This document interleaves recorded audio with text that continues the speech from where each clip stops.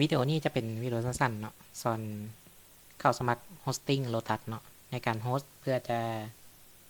รัน EA เนาะขั้นตอนแรกเข้ามาในหน้านี้เนาะตามลิงก์นี่เลยเนาะลิงก์เนี่ยลิงก์หลักเลยคลิกเข้ามานี่จะเห็นคำว่าสมัครสมาชิกเนาะคลิกเข้าไปอันนี้จะบริสมัครกระเบิงเนาะเพราะว่ามี account แล้วนี่สมัครก็จะมีซื้อมีเบอร์โทรเลือกเป็นลาวก็ได้เนาะตัวนี้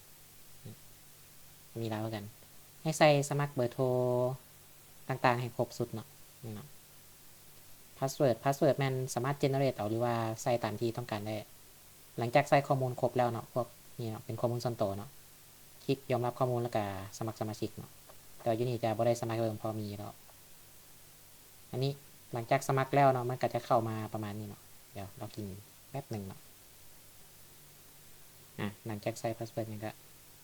เข้าระบบเลยเนาะ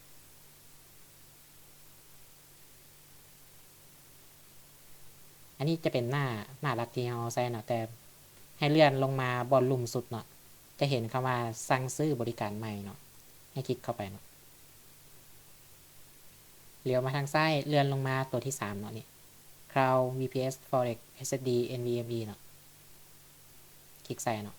มันจะมาหน้านี้เพราะว่าโปรโมชั่นตัวนี้เหมาะกับคนที่ใส่ EA เนาะให้เลือกสมัครตัวที่1ก่อนเลยก็ได้เนาะเพราะว่าตัวอื่นอาจจะประจำเป็นไปไหนลองตัวที่1ไปก่อนเนาะคันโบโอเคจังเปลี่ยนตามนั้นคลิกสั่งซื้อเนาะอันนี้จะเป็นหน้ากดรายละเอียด Windows จะมีตัวเดียวเนาะเลือกกด continue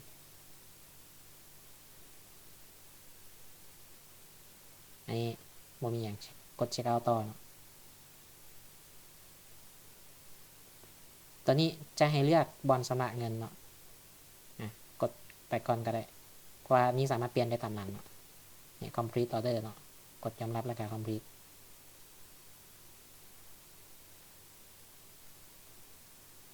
นี่เนาะอันนี้จะจ่ายผ่านพร้อมเพย์หรือธนาคารเนาะธนาคารไปรษณีย์ไทยที่เนาะธนาคารกสิกรไทยมีสำนัก3บอลเนาะ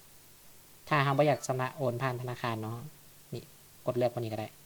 เป็น PayPal ก็ได้ถ้า PayPal จะมีค่าบริการที่แพงขึ้นนิดนึงซึ่งน่าจะเกี่ยวกับภาษีเนาะหรือที่กดเป็นนี่ก็ได้เนาะพวก Credit to Wallet นี่ก็ได้เหมือนกันเนาะนี่มันก็จะเปลี่ยนไปเนาะเลขประจำเนี่ยราคาก็จะประมาณสักนี้เนาะหลังจากจ่ายเงินไปแล้วเนาะมันจะมีเมลประมาณนี้เนาะเด้งเข้ามาในเมลที่เราใส่สมัครตัวนี้เนาะเราใส่อีเมลตัวไหนสมัครในเมื่อกี้ก็เป็นลักษณะเนาะจะมีนี่เนาะใน user ID เนาะมีอีเมลพาสเวิร์ดน่าจะให้เราตั้งแมนนวลเนาะเพราะว่าตอนนี้อันนี้บ่ได้สมัครเองเนาะก็ได้บ่มั่นใจแต่น่าจะให้ตั้งแมนนวลเนาะก็สิประมาณสักนี้เนาะวิดีโอตัวนี้เนาะ